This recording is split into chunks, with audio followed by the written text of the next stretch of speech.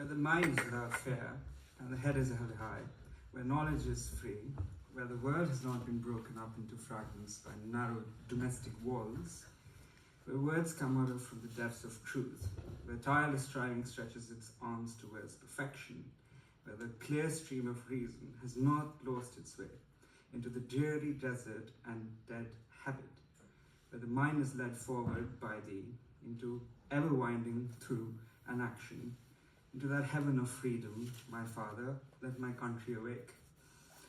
I wanted to start this paper by reading out this poem to you called Gitanjali. It was written by a Nobel laureate in literature, Rabindranath Tagore. Incidentally, Tagore was here in 1930, and you can actually see a portrait of his, not just on these slides, but also outside. The description over there reads as one of his highlights of his life, perhaps in a very German way, that he met Einstein there, so that's make of it what you want. Today is also a very special day. Today is D-Day. Surprised that was not mentioned till now, but on this very day, 80 years ago in 1944, there were 160,000 Allied troops who landed on a 50-mile stretch in Normandy, and many of them were Indian. Out of one every fifth of them were Indian, and later, just a year over, there were 2.5 million Indian soldiers in August of 1945. They fought in the name of empire, and this paper really starts with this description of empire, decolonization, and how also India stands in relation to what India has become over the past few generations of its independence. This story really starts from the princely states and the British colonies that existed, but British India was also included as a territory which was directly governed by the Crown in London, and there was a Governor General in India, and these princely states, however, still had territories under the suzerainty of the Crown and was governed by Indian rulers. That was a very fine, nuanced detail which is often skipped in today's post-colonial scholarship. But looking at the 20th century, only 52% of the Indian territories were under the British direct control. The remainder of the 560 princely states were governed separately. But when the British departed from the subcontinent, it necessarily was entailing a restoration of the status quo ante. So if India was to be formed as a single independent nation, the sovereignty of the principal states would have to be returned to them. And subsequently, each of them would have to agree to come together to form a nation, but a nation which is a union of states. And that is a very fine nuance that one needs to remember. And so on our Republic Day, on the 26th day of January 1950, this happens. Oh, I do beg your pardon. The Government Act creates the state of India, but we do finally discover independence on the date that I just mentioned. But India's first interactions with international law starts when its newly formed Supreme Court has to deal with the effects, the legal effects of sovereignty, and this is the discourse which starts in this paper. I've also tried to feed in my current practice working in international arbitrations and investment disputes, which showcases as a case study of how these matters have actually moved forward. If you were to look at, now this is in the 21st century, and I look at the World Bank's report of 2016, which speaks about the ease of doing business. It does not do well in that. We placed 130th out of 189 countries. It is still very difficult to engage commercially in a country like India, and that is something that I tried to highlight yesterday also after the keynote speaker. Now, when it comes to things like bilateral investment treaties in India, this is a significant problem because India has now scrapped all its bilateral investment treaties and has now returned to becoming something of a closed nation which holds its sovereignty quite tightly in its palms. But there are also judicial delays by the government of India that have left the claimant unable to enforce any sort of awards rendered by the International Commercial Chamber in Paris or even others across the international arbitration spectrum. But we must remember that when you're actually looking at investment disputes, you need to understand the rationale of that. And a rather interesting example of that is Lord Panic of the English system in his Machiavellian expert opinion on a rather interesting topic of allowing female members in an English club.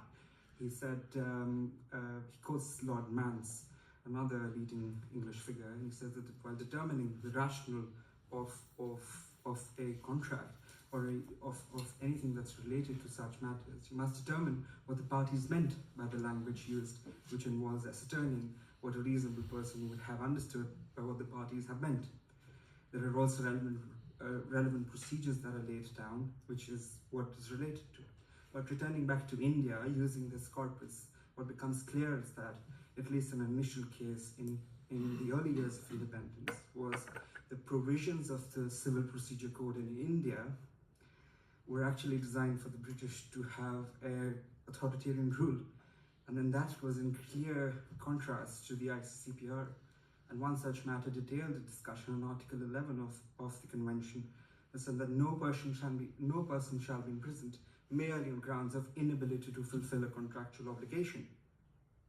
Now, Justice Krishna Iyer, who is, to put it in terms which perhaps everybody here would understand, is in some sense the Judge Jessup of India, very high standing, had a lot of moral rigor, and was known for his forthright opinions. And he said, and I quote here, "International conventional law must go through the process of transformation into municipal law before the international treaty can be internal law." So India, until very recently, perhaps even now, continues to follow this dualist approach of international law.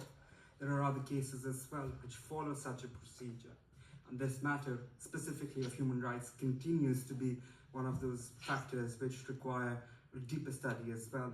And you see this in other areas such as investment treaties as well.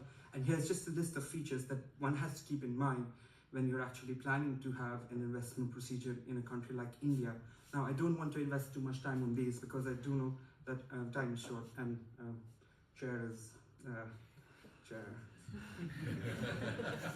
So I do want to look at this, and this is the beating heart of the paper, because the claims that are made in these arbitral tribunals specifically and perhaps only against India, but India has to be the respondent, created in 2016 a model investment, bilateral investment treaty model. That's because the Indian procedure was rather slow. It was rather verbose as well. But pursuing a legal claim against plausibility, which was flowing from the domestic courts, again, does not entirely represent the infringement of the sovereignty principle vis-a-vis India. Foreign investors were merely exercising the right against unlawful indirect expropriation, which is what the Supreme Court's decisions in a matter that I can discuss later, it finds that the genesis, the minimum standard of treatment of aliens, is something that is enshrined in principles of international law. But be that as it may, different countries, or even developed countries, have in the recent past begun to look at extensive reviews of their bilateral investment treaties. And perhaps an example of that is the India-EU bilateral investment treaty that has been signed recently. However, the Indian government has also taken a very strong stance on absolute regulatory performances of foreign investments. This is indeed a problematic approach and demonstrates the form of international law and the BITs that contribute to this downright anachronism given to the principle of sovereignty, which has undergone, at least from a relative sense, a new reality. Now this is bread and butter for me. How do we actually deal with something like this? Because as one of my professors says, Professor Prabhash Ranjan, who's a leading figure on international investment claims, especially in India, that India is moving to an extreme position on bilateral treaties. And he said, and I quote him here, "thrown the baby out of the bathwater." So that remains a perspective of how we can actually understand what India stands for and how India is proceeding towards these claims. Awards in India, it is not all that dark. awards in India under the New York Convention and the Geneva Protocols are enforceable in India. But the varying decrees and the non-conventions awards are not enforceable. But India has something rather interesting. It has a concept of reciprocating treaties. Now, these countries which I'm going to mention are in no particular order, but are just treaties, but are just countries with which India has a reciprocating order. So if you have a judgment from the courts in the United Kingdom, Singapore, Hong Kong, Bangladesh, United Arab Emirates, Aden, Fiji, Malaysia, Trinidad, Tobago, New Zealand, Cook Islands, and the trust treaties of Western Samoa, Papua New Guinea, you can just enforce an order or a judgment. But if you come from a country which does not have a reciprocating status with India, to quote Professor Michael Byers, the game is afoot. Sir Arthur Conan Doyle. Now, that has been, in some sense, the situation with India. Now, over the past 2 days, it has also chosen to allow the BJP to stay in power.